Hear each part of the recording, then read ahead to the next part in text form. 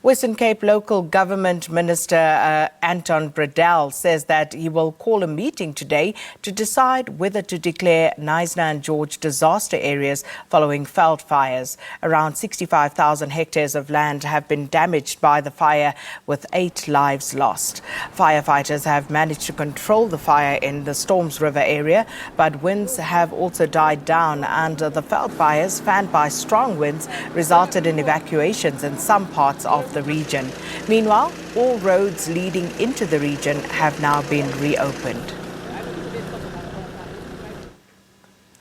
Staying on that story, Western Cape disaster management officials have warned that there is a possibility of fires flaring up again around Knysna. And although the fire has largely been contained, a severe smoke problem is delaying residents from returning to their homes.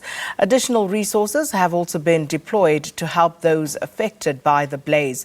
But for the latest news from Knysna, we cross now to our reporter Iviwe Poti, who's in Tsitsikamma. Iviwe, good morning to you once again. So what is the latest?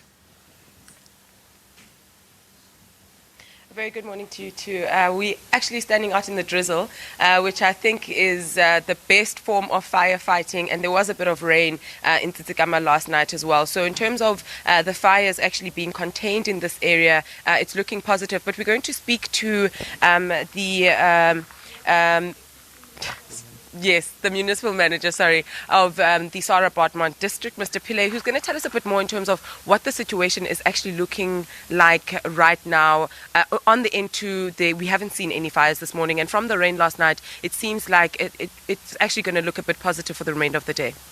Yes, indeed. Thank you very much. The situation is far calmer now than it was yesterday.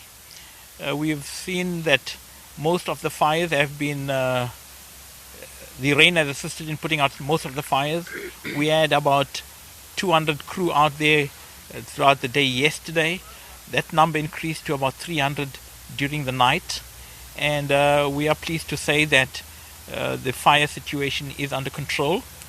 We are concerned, though, about the smoldering stumps as a result of the trees being burnt. We are monitoring the situation. We'll be conducting an assessment in the next half an hour to assess the situation again, to make sure that there are no flare-ups that will arise out of that. And then, Mr. Pillay, in terms of some relief from the remainder of the province, just to bring more help, we saw last night that the firefighters had their hands very full, especially with the woodlands areas and the pine trees. We do know that the pine trees also drive the economy of this area. So yes. In terms of looking at those assessments as well? Yes. We currently have another 2 crews that are coming from neighboring municipalities to relieve some of the crew that are here. We put another crew from the Nelson Mandela Metro on standby.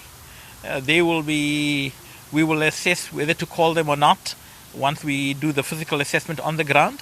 Indeed, the area is dominated by the forestry industry, and we will be the private companies as well as the government entities will be conducting an assessment of the damage once the situation is stabilized.